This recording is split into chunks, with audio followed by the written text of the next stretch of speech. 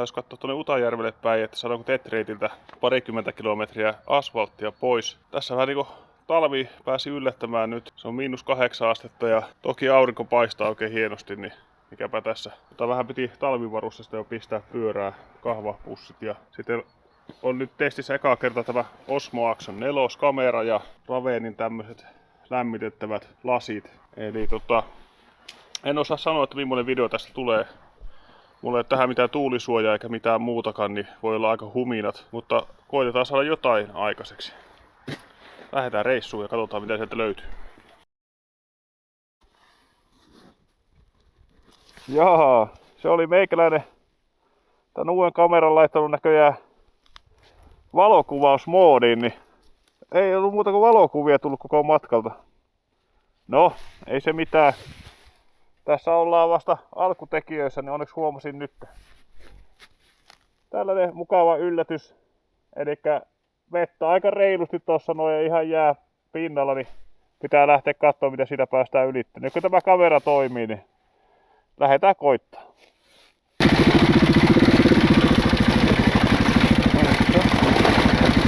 Melko liukas on.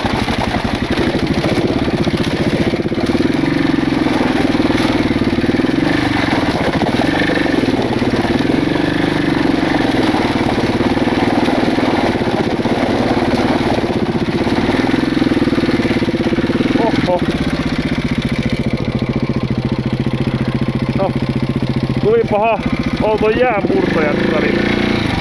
Ja seuraava kohta. Joo. Voi. Tultahan syvä.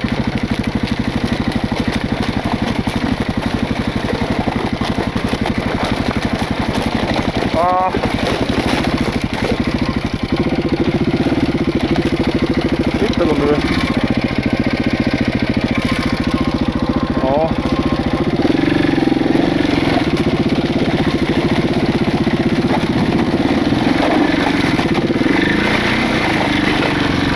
Pääsi siinäkin vielä. Melko pahoja kohtia.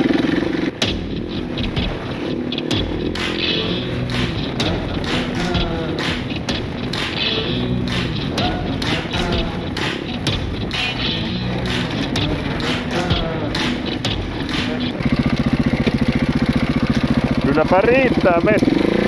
Herra jes. Otetaan täältä kanssa metsän kautta tämäpä.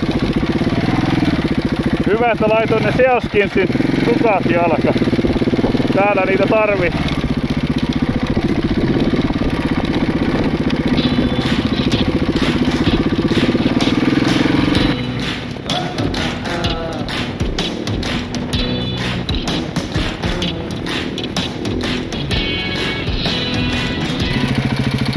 Takarengas on jään päällä, niin ei liiku mihin. Eipä se revitään ylös ja jatketaan. Mennään tuohon. Vaihti tästä reunasta olisi päästy. Mitä luulet? Ei tietenkään.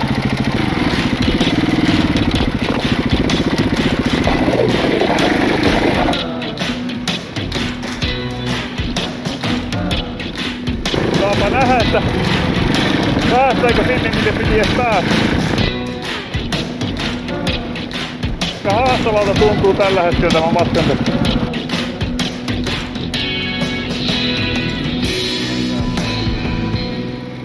Täytyy sanoa, että ollaan siinä kintaalla, että kannattaako tänne enää kesäkuun meillä lähtee. Mä ajattelin, että nuo metsätiet olisi aika ruviakin vielä, mutta siellä on tosiaan vesilammakkeita niin paljon, että siellä on tosi hankala mennä eteenpäin.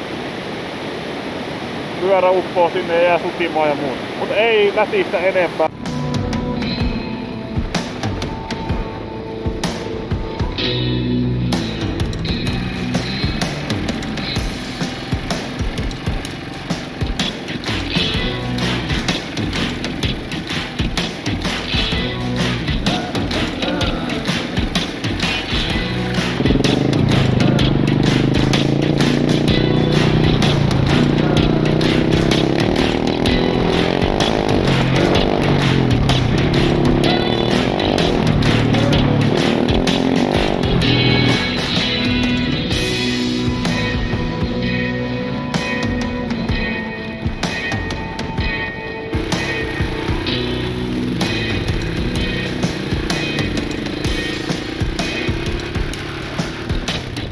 keppikin tuli tässä mukana, niin pitäisi alkaa koittaa, mitä täältä saa aikaiseksi. Tää on Poikajoki, muistaakseni. Niin eipä tässä sen ihmeempiä asioita. Paljon on jäätä ollut tuolla ja tuli jo Instagramissakin viestiä, että muut on huomannut saman asian, että jäätä riittää. Mutta jospa se vielä lämpenisi, ennen kuin tulee ihan oikea talvi. Ei mitään, jatketaan matkaa.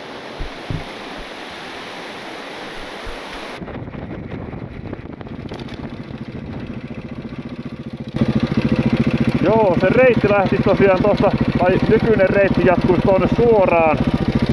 Niin tehdäänpä uutta yritystä vähän tuolta vasemman kautta. Ja katsotaan, mitä sieltä löytyy.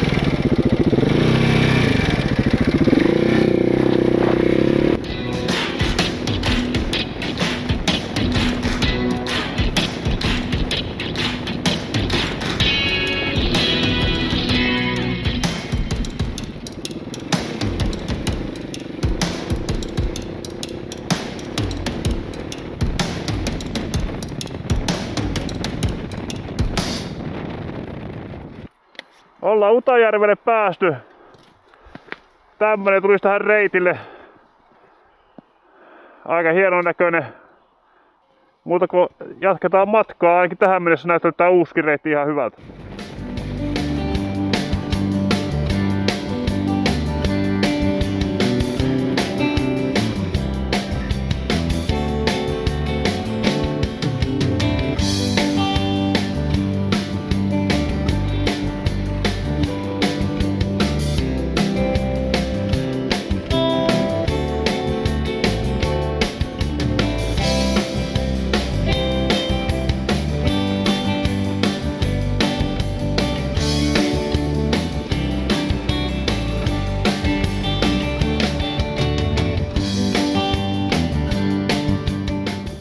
Tässä kohdassa on semmonen vaihtoehto, että jos haluaa oikein extreme-reitin, niin menee tuosta radan vartta pitkin. Menee takaisin tälle samalle reitille, mutta siinä on haastetta vähän enemmän vielä kuin tämmöstä ihan perus hiekkatietä. Jos kiinnostaa, niin mutta kun viestiä, niin näkyy tuo kartassakin. Tässä näkyy tuo polku. Tuommoinen huoltotie, mikä on tosi rämeittynyt jo. Ihan mukava sekin.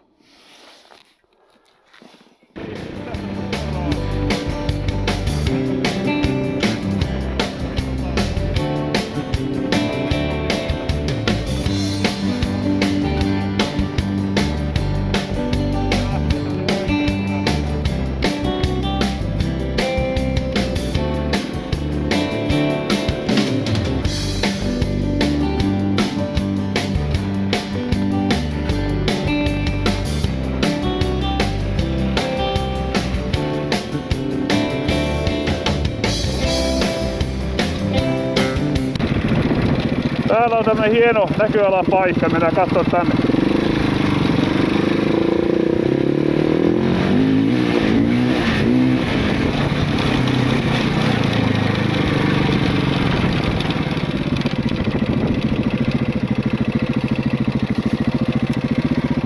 Jes, ollaan päästy tänne Utajärvelle asti ja tämmönen paikka olisi täällä Utajärvellä, eli aika hieno näköalapaikka tähän joelle.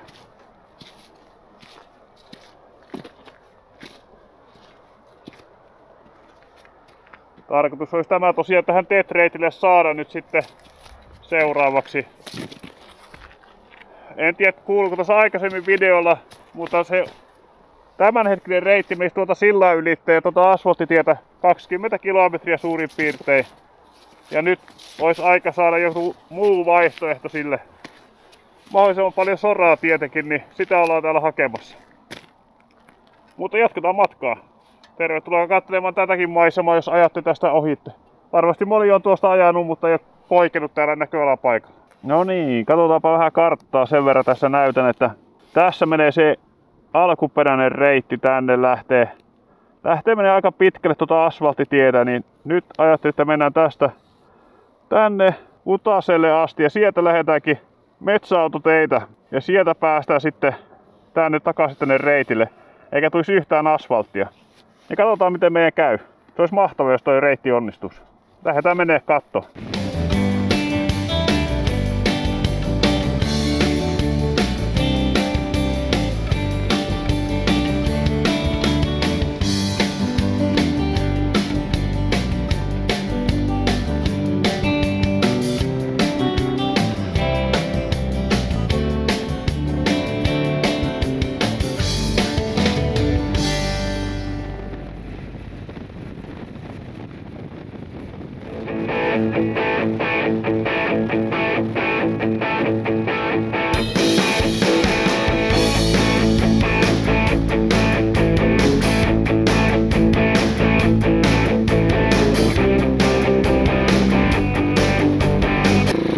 Melko liukasta ottaa.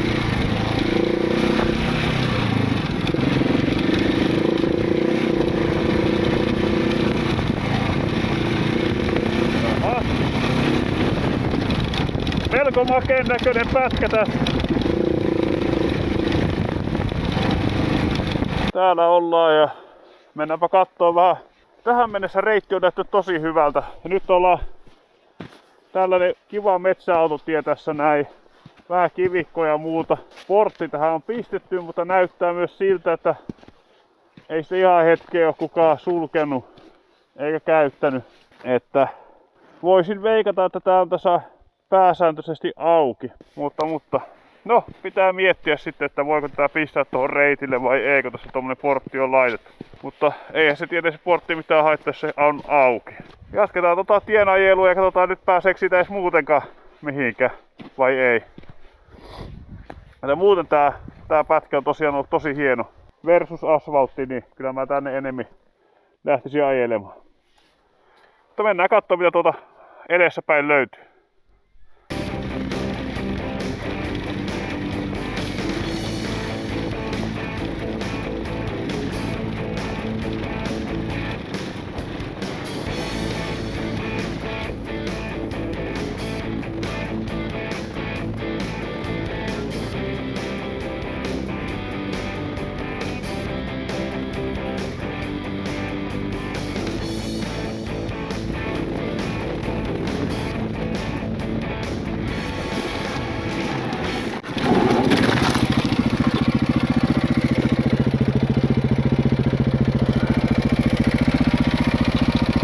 Se oli lähellä. Melko liukas oli tuo pinta, ei ollut paljon pitoja. Sitä aloin katsoa, että tässäkin on portti, mutta sitä ei saa lukkoa, siitä on toi lähtenyt toi juttu pois, millä se voisi lukita tuohon.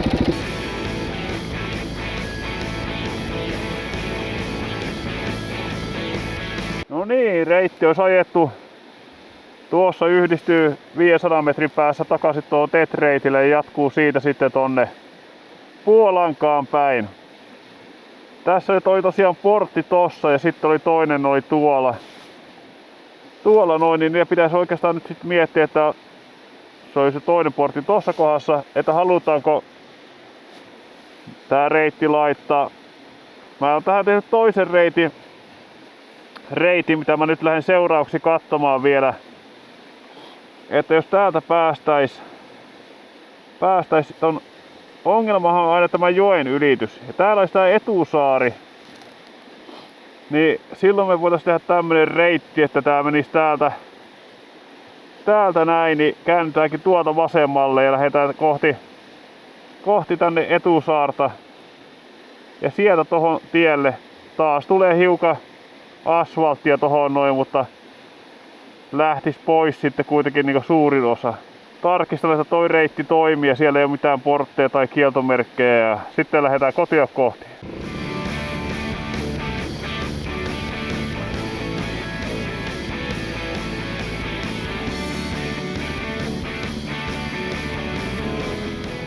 No niin, päästiin tälle seuraavalle reitille. Laitetaan tosta navigaanti päälle ja lähdetään katsoa, että mitä täältä löytyy.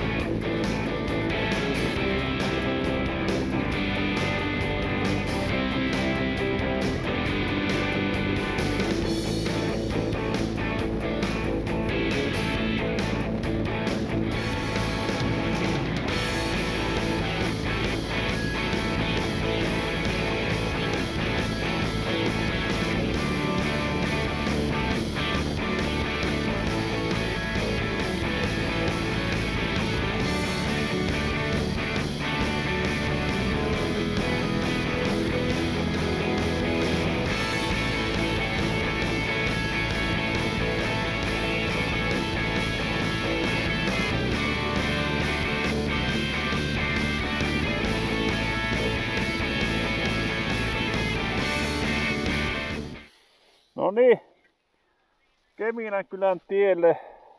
Tämä tuli tähän Puolangan tielle takaisin. Pitäisi tätä asfalttitietä taas painaa menemään. Nyt mä lähden vielä katsomaan tämän viimeisen pätkän tästä. Siitä ei tulisi ihan niin iso kiertolenkkiä täältä näin. Niin lähdetään kurkkimaan mitä sieltä löytyy. Alkaa tulee vähän viileä jo, mutta eiköhän me tämä kotiin päästy tästä jossain vaiheessa lämmittelemään ja mennä saunaan sen jälkeen. Niin se on aina mukava.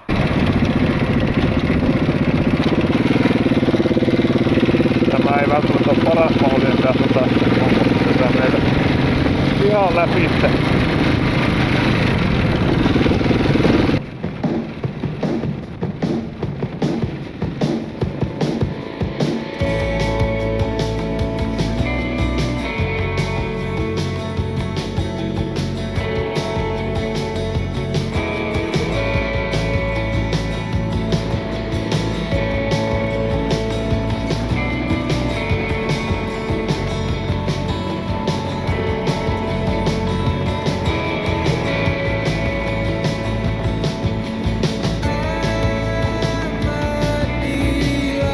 Se olisi nyt tuo reitti ajettu. Siinä oli semmonen ongelma tosiaan, että se meni tuosta yhden talon tai talojen pihan läpi tässä. Olisi parempi, jos ei menisi. Sen takia tämä toinen reitti olisi ehkä parempi, sillä ei häiritä ketään varmastikaan.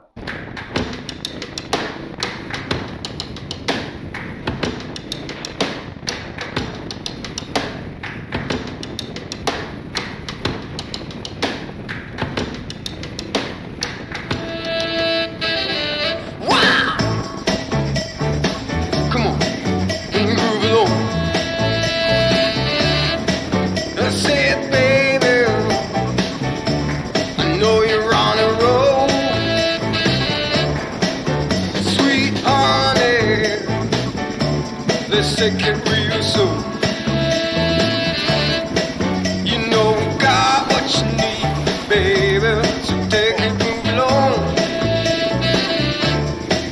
I said we got what you need, honey.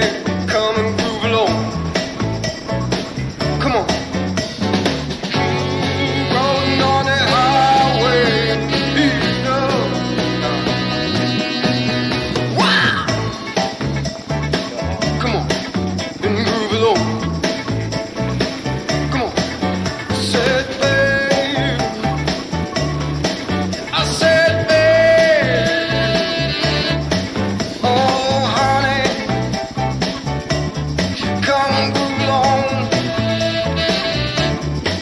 You gotta feel it, yeah.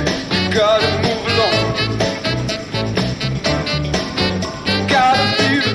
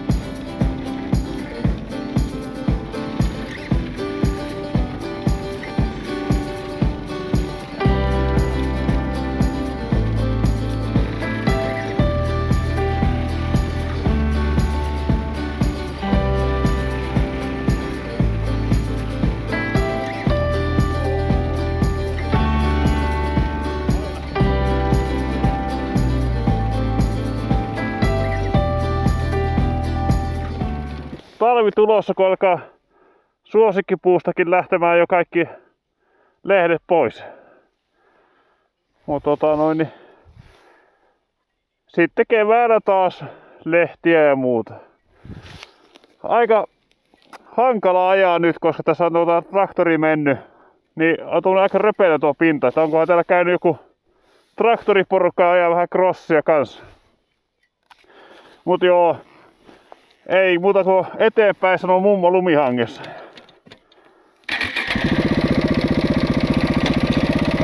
Mennään suoraan kakkosvaihteelle.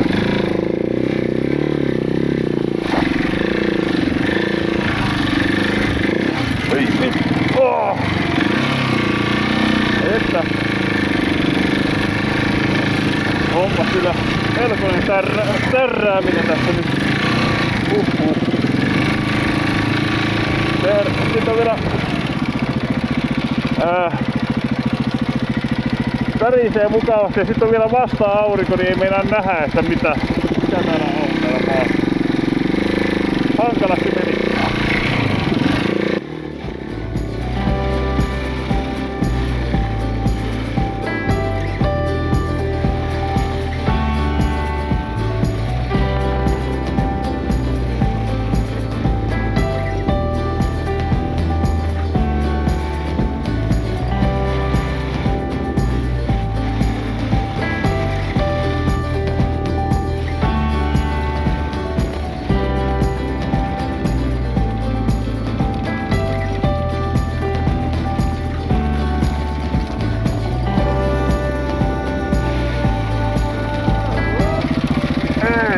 Enää!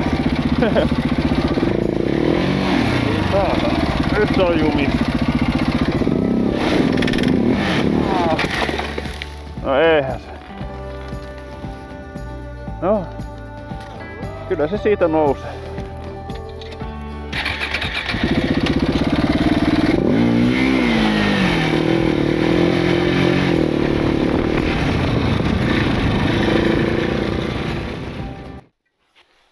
No niin, se alkaisi olla reissu paketissa. Näistä laseista, näitä mä lähdin kanssa vähän testaamaan. Tällä hetkellä ne on ainakin jo toiminut ihan hyvin. Mulla oli alussa se, mä käytin silleen 2 minuutin jaksoissa sitä, että aina kun mä pysähdyin, mä laitoin päälle, että ne pysyis auki paremmin. Nythän mulla ei kovin optimaalinen tää homma, kun mulla on tämmönen kypärähuppu, mikä peittää suun ja se pistää kaiken höyryn tänne ylös. Mutta mulla on se toinen kypärähuppu kotona ja pitää sillä koittaa vähän vielä kylmemmissä olosuhteissa sitten. Mutta näin on toiminut ainakin ihan hyvin, ei ole samoja ongelmia kuin normilasien kanssa. Eli niissähän joutuu aina sitten kaikki jäätyy ja heti kun pysähtyy, niin alkaa höyrystyä ja silmälasis menee huuru ja muuta, niin näissä ei ole sitä ongelmaa aika vielä ollut. Toivottavasti ei tuukka sitten talvella, kun tulee kunnon kylmät keli. Mutta kamerasta en tiedä, millainen äänenlaatu. Sekin selviää meille vasta sitten, kun päästään kotiin editointipöydän äärelle, että miten tää on toiminut. Tosiaan voi olla, että tähän videolle tulee aika paljon musiikkia, jos on hirveä tuuli ollut tässä kamerassa ja ei kuulu moottoriääniä eikä mitään muutakaan. Sitä huminaa ei jaksa kukaan kuunnella. Mutta mulla on tulossa tähän noi tuulisuojat ja muut. Niin. Ja lisäksi on ajatuksena hankkia ihan kunnon mikrofoni. Niin sekin auttaa jo paljon, että se ei tule suoraan tästä kamerasta, vaan saadaan oikeasti mikrofonilla se ääni sitten siihen. Mutta ne on näitä talven hommia. Nyt ajetaan loppu 15 kilometriä kotiin ja lähdetään saunomaan. Hyvää perjantaita vaan kaikille muillekin.